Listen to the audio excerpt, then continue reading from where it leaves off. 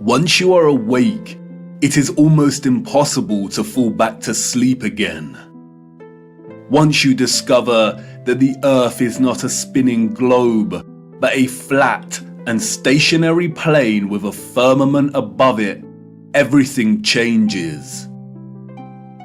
The trusted voices and satanic scientific priests who once shaped our reality and understanding of the world are no longer reliable. Our first-hand experience of the Earth as a stationary realm is at odds with their fabricated narrative of space and spinning planets. The scarring of our land and the barbaric mining of Earth's once majestic giant trees is at odds with the history books and geological narrative. And the awake are left wondering, what on earth happened? If they've lied about the Earth, space, and the destruction of our flat realm, then how can we trust the official, mainstream historical narrative? The historical narrative, like the heliocentric model, does not make sense. It doesn't add up. And all it takes is a closer examination, and their lies, which have governed our understanding of history and the world since our birth, begin to fall apart. Let's stir the mind with a few contemplations. We are told that the first true power tool was invented in 1895, when a German company combined an electric motor with a manual drill. The drill weighed 16.5 pounds and required multiple operators. It wasn't until 1957 that a company called Bosch began designing power tools in bulk that were both economical and powerful. So then how did our historical ancestors, a more primitive, underdeveloped people, design and build some of the structures we encounter? What about all the gigantic monolithic stones we encounter that have been cut with such precision? Ask yourself, could you repeat this today with the arsenal of equipment we have at our disposal? And what about the magnificent ancient stepwells of the East? Stepwells, we are told, were multi-storied wells built by our primitive ancestors as ways to preserve the water supply during droughts. But look at the intricacy and complexity of these structures. Look at the glory and the finesse. Look at the geometric precision. All dug out and crafted from using hand tools. Yeah, right. What about the gigantic canal networks we find all over the world?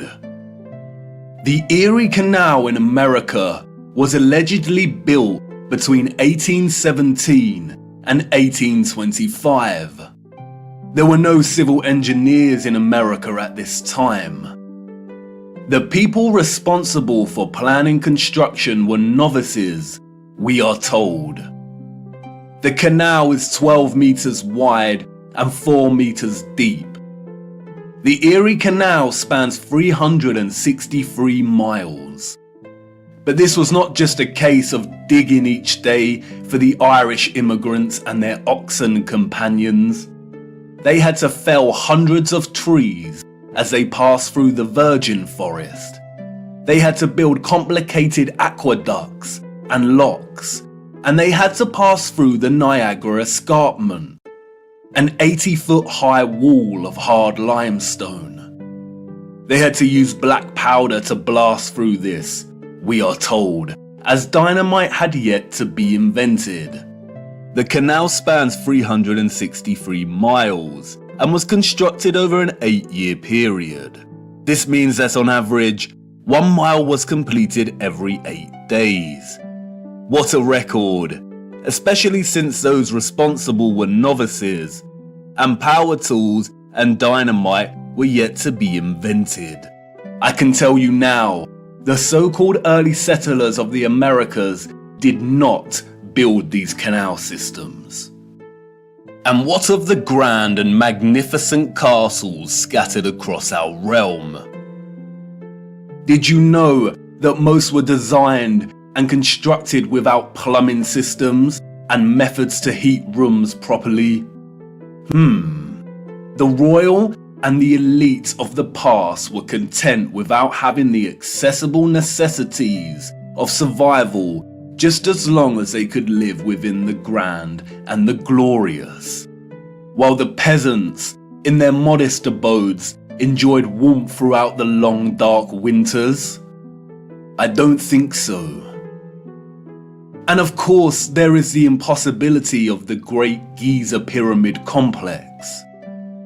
The pyramids, we are told, were constructed somewhere around 2500 BC. The Great Pyramid itself consists of 2.3 million blocks of limestone and granite, and its overall structure weighs 6 million tons.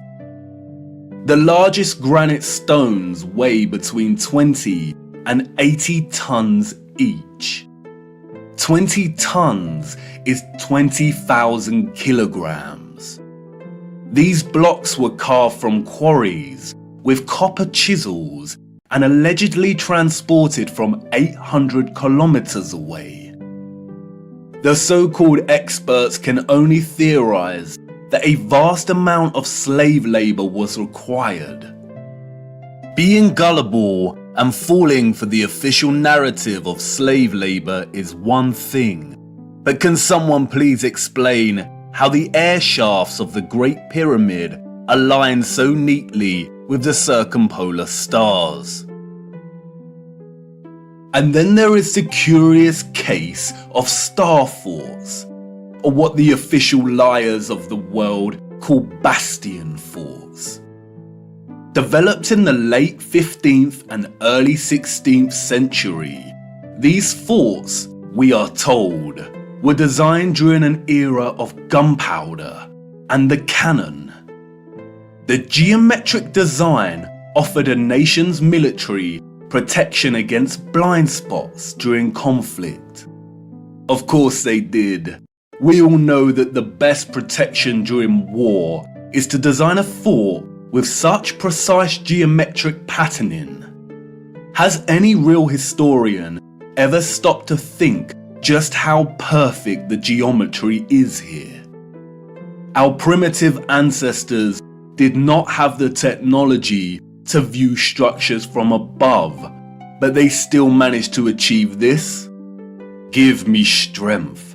There is no way. We could not produce such perfect geometry on this scale today. We've been fooled once again. We have been indoctrinated with a false historical narrative and timeline. And, like the silly heliocentric model, all it takes is a closer look at this narrative and things soon start to fall apart, and the lies become so blatantly evident. Because of their satanic lies, piecing together an accurate, honest historical timeline has become an impossible Rubik's Cube. The official narrative, a Pandora's box, only offering us tiny clues, half-truths, and deceptions. The stitchings of our true historical timeline have been loosened. The contents erased and muddled before we were even born into this world. And herein lies the problem. How to know where you are going if you don't know where you are in the first place? But you see, awakening is truly a gift. Once awake, we learn that we've always had the answers right in front of us. We've always had more than we know. But we had to regain our sight first before things started falling into place. before things started to make a little more sense. And here we are again, viewer, at the precipice of another great journey. What if I told you that before us there existed a civilization that was responsible for the most advanced technology ever developed, and that it was their understanding of the workings of our flat realm that was key to their innovation? And what if I told you that it is highly likely that our true history as a people only begun just over 200 years ago? Would you think of me as mad once again? Do I sound as preposterous as when I first told you that the earth is flat? Perhaps, and that's why I need to show you. What I hope to show you is one of the greatest cover-ups of all time. It is on par with the heliocentric lie in its enormity and the impact it has upon humanity. And, as I will try to show you, it is inextricable from the true nature of our flat realm Earth, and you cannot understand one without understanding the other. We cannot waste time, for we must journey in search of lost time. At its heart, this is a story about deception. It is also a story of endings and beginnings, of death and rebirth. And please bear with me. Due to the deceptions and falsities underpinning our historical narrative, this story cannot be told in a linear fashion. We need to go back and forth in time to really draw out something that brings us a little closer to the truth. It is also imperative to understand that, like much contemporary science, history as a discipline was corrupted a long time ago. At its most innocent, a lot of established historical narrative is guesswork. But at its worst, it is a set of lies agreed upon, as the so-called Napoleon put it so succinctly. We are going to be digging in the dark. No historian will be there to help us. We are alone in this journey. Our journey is a hunt for things buried in plain sight. And things may become a little uncomfortable at times, but it is necessary. We have been living a comfortable lie for far too long now. Come on, jump in and put your seatbelt on. For to understand our place in the world, we need to do the unthinkable. It's time for us to take a journey back to the future.